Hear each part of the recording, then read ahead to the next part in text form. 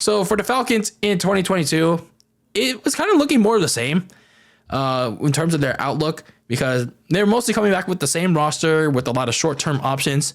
Except this time around, you had a new quarterback in town by the name of Desmond Ridder. They drafted him in the 3rd round from Cincinnati, and everyone was wondering, when are you going to play the kid?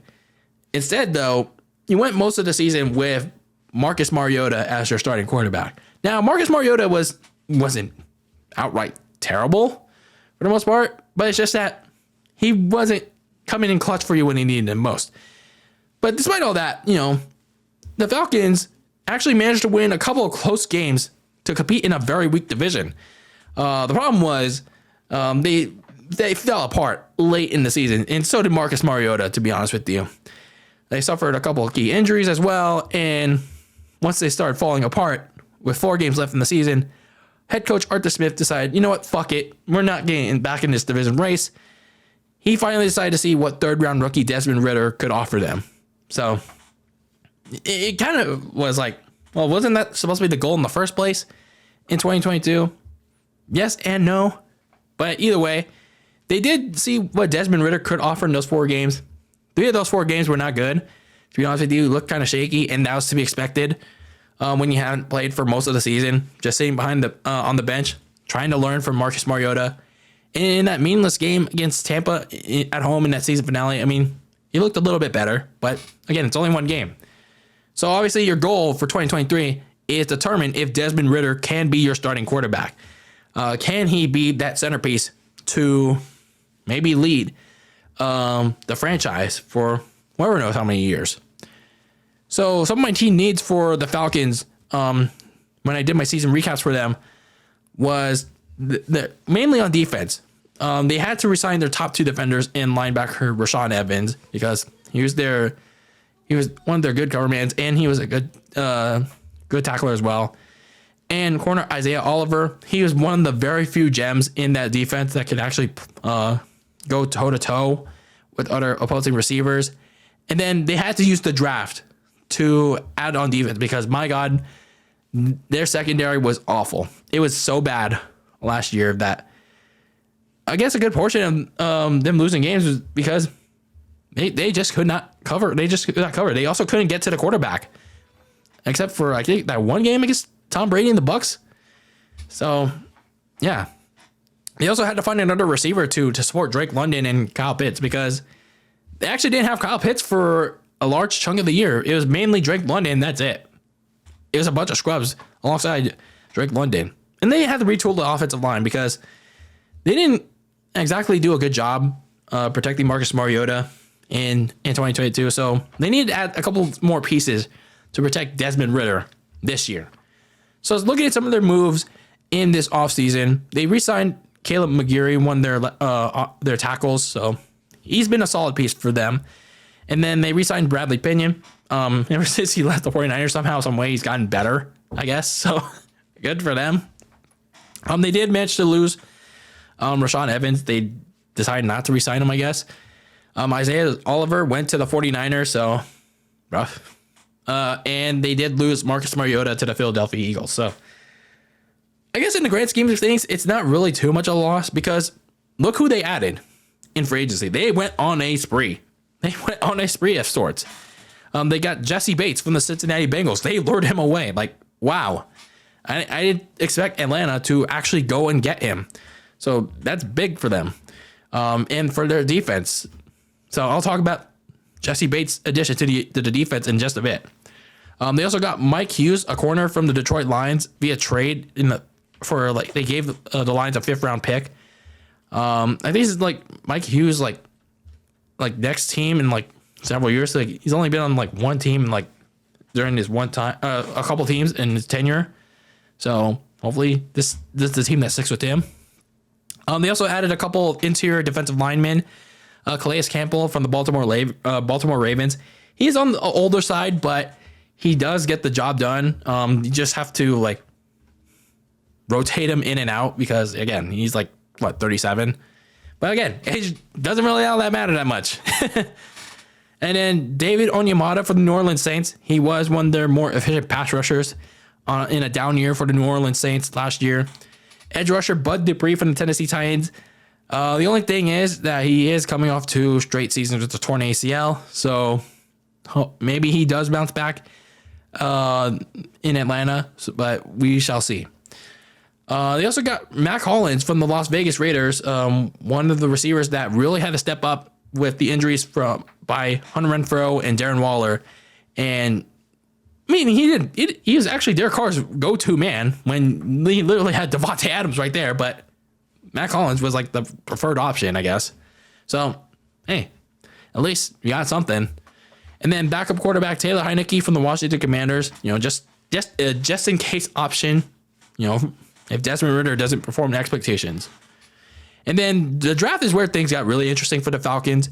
They got a running back by the name of Bijan Robinson from Texas Tech. That move really surprised me because didn't they have a running back that literally broke out in 2022 that really did well? I don't have the name at the top of my head, but he did really well for them in the later half of 2022, and I was a little curious why they decided to go for a first round running back. Now, don't get me wrong.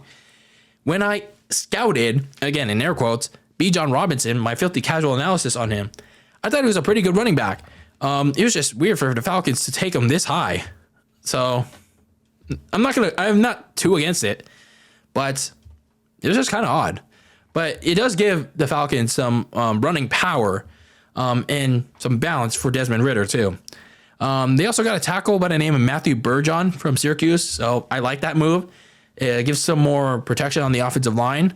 They also got an edge rusher by the name of Zach Harrison from Ohio State, and then corner Clark Phillips from Utah. So the Falcons, when you look at their offseason as a whole, they got stronger defensively. Again, it's gonna only matter when the results come in on the field. But when you look at it, like what they did during the offseason, getting Jesse Bates was a big move for them. He's great in run defense and very good in pass coverage, especially last year. And he's very critical for the Bengals. So his addition is going to be a big time boost for that secondary that was very awful last year. And then the new additions to the defensive line should help as long as they stay healthy, like Onyemata, Andy Goldman, Calais Campbell. And then the only thing is receiver on the offensive side, I think it still needs a little bit of need. Yeah, sure. You got Mac Hollins, but he's a little bit more slot receiver. I think you need that second option opposite Drake London. And yeah, they did get Scotty Miller, but it's like he was mainly a reserve slot receiver too. So yeah, they do need a second option. Hopefully, maybe there's one that gets released after final cuts. Maybe they can get one there. I don't know. Or maybe this is the year that Kyle Pitts stays healthy. He breaks out in year 3, but defenses are going to go double him and Drake London very frequently. And Desmond Ridder is going to need more than just those two to throw to. So looking at some of their key games in 2023, because that's going to be a wide open NFC South for as weak as it is. It's the first 2 weeks. You start at home with the two home game stretch against the Carolina Panthers, against, who knows, it could be Bryce Young or it could be Andy Dolan, and against Jordan Love and the Green Bay Packers. So if you're Desmond Ridder, if you're Arthur Smith, this is kind of a good opportunity to strengthen your hold on the NFC South early. So get your a good opportunity for Desmond Ridder to get some run in on some pretty bad opponent, potentially bad opponents. And then the big test comes in in week 7 against the Tampa Bay Bucks on the road. So who knows who's going to be the quarterback by then? Is it going to be Baker Mayfield? Is it going to be Kyle Trask? And who knows how they'll stand by that point? So obviously the big question is going to be, what can Desmond Ridder offer in year 2? He only had a very small sample size, 4 games at the end of the last season. He looked pretty rough, but again, expected when you had Marcus Mariota start for most of the season. And a little bit understandable because Marcus Mariota was they put him in because the Falcons were kind of within striking distance of nearly winning the NFC South, and then they fell apart late in the season. But at least that last meaningless game against the Bucs, there were a little bit of signs that okay, maybe we can give Desmond Ridder a shot, because keep in mind they only got Taylor Heineke. So now that he's had a full offseason of being trying to get some starters reps, can he offer something that the Falcons haven't had since Matt Ryan, since they traded him away? So overall, for all the Falcons have done this offseason, maybe there could be a chance for them. Because, considering how very weak the NFC South is. Now, I don't expect them to make a deep playoff run, but I do expect them to fight just as hard as they did last season. So even with questions surrounding Desmond Ridder, how well is he going to perform or how bad he's going to be, I do think they still have that puncher's chance. Arthur Smith, he is a coach that shows no nonsense. He really wants his team to play hard, and they've shown that in the last 2 seasons. Sure, they've ended their season 7-10 the last two years, but even in a very weak NFC South, even if they might go one and done in the playoffs, hey, it's something, I guess. And I guess the important thing is for Atlanta is that Desmond Ridder has to show something this year.